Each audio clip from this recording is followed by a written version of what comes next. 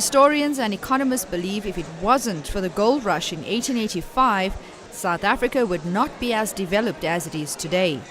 Although it is no longer a primary form of currency, it is still a solid long-term investment and maybe a valuable portfolio addition, particularly in a bear market. The South African Gold Coin Exchange was started in 1972, and in about 1995 we moved to Sandton City, and in 1999 we were trying to find a way to reach out more to tourists and more to South Africans, and literally on a whim we opened up a coin shop in Sandton City.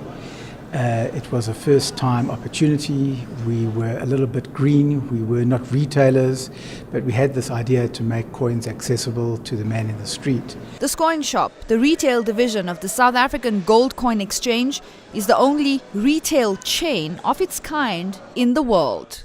We revolutionized and re-engineered the way a coin shop was, so that most coin shops today really just sell coins.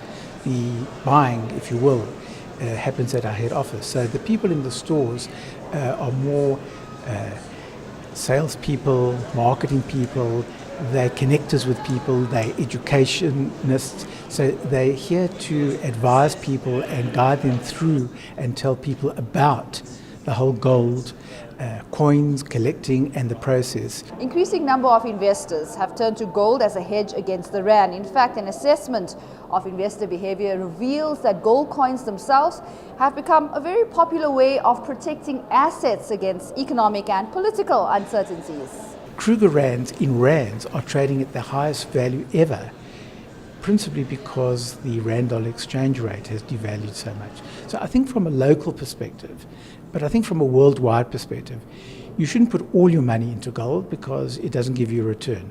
But to put 10-15% of your money into gold is really important today as it was ever before.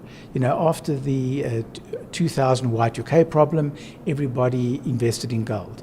Then in 2007, when there was a financial crisis and the stock markets took a beating, everybody found safe haven in gold. So if you have a few thousand rand saved and that value has been eroded due to currency fluctuations and high inflation, you might want to give some thought into investing it further.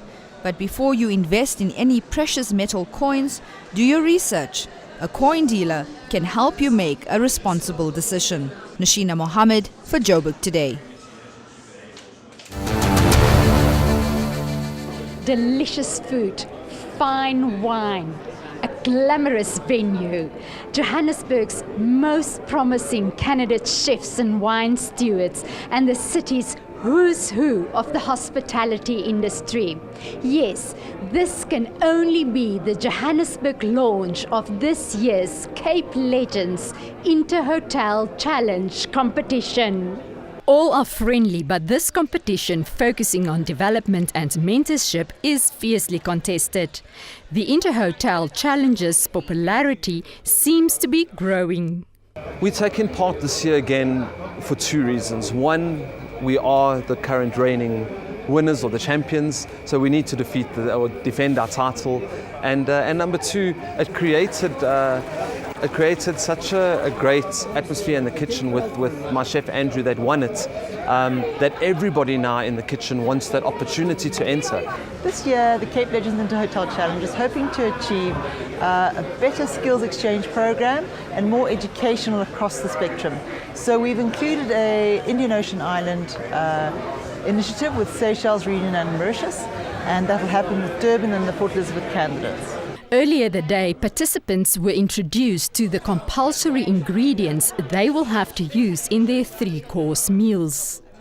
Part of the competition I'm most looking forward to is definitely working with new ingredients, experimenting with flavors, practicing, and just spending some time with my mentor. I feel so special to be chosen for such a competition because I know it's going to be a challenge to me, and I'm willing to show what I'm good at, and I know it's going to be quite an experience, and I can't wait. Prizes worth thousands of rands are up for grabs, and with only the best 5 candidates in the country going through to the finals, the heat is on. So there's pressure on all of the regions to obviously score as high as possible. So we are going to hold all of the candidate chefs to a much higher standard. We expect more practice from them, and we expect more refinement in what they present to us on the plates. What we're looking for specifically is a bit more flair, a bit more creativity, thought that has gone into matching the food and wine, and also I think for someone to have fun with it. That's very important. Guests were treated to cuisine prepared and served by the executive chefs and stewards of the participating hotels. The moment of truth was when the teams heard which Cape Legends wine estates wines they will have to pair with their menus. First and foremost, the advice I have for my candidates at this year's Cape Hotel Challenge is to be true to themselves. Be a sommelier, be at the service, get to know their product, confident, and execute as smoothly as possible. And that's it. Be happy, be smiling all the time, and pour the wines correctly. Joburg is the reigning champion in both the chef and wine steward categories. If it will be repeated remains to be seen.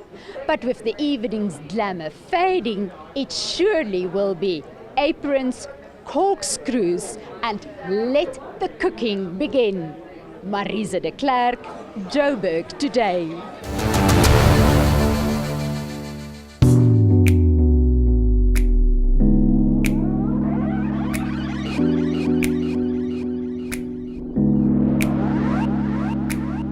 Joburg is, like it's different sort of clientele, but food's very important to the Joburger. It's a very big social talking point. Food is a big social point, and it's a social gathering. People like to get out and enjoy it. I wouldn't say our menu is over the top, but it's got really lovely flavors. Definitely, we've spent a lot of time working on those flavors, and then the presentations, lovely, fresh, colorful, and the menu itself is very easygoing. People can come through and really find there's a taste for everyone on the menu itself. We have tea smoked salmon, which we do home smoked. It's got an amazing flavor. You really get the rooibos tea out of it, and that's distinctly South African. And we add it to a very good quality salmon, and all of that together makes for an amazing starter. So we try to actually do our cuisine for both the business and the leisure. From the outside and the surrounding area, as the hotel is situated in Rosebank and Central, let's put it like that, we would like to get people from the business group. So people can come for lunch, have meetings, and have the lunch, and in the evening as well. People enjoy the fact that they can see you cook. There's a level of showmanship as well involved, and I think it's really made us as a team step up a lot. One thing you are going to experience if you come to 191 here at the Hyatt in Rosebank is genuine food, good flavors, good service.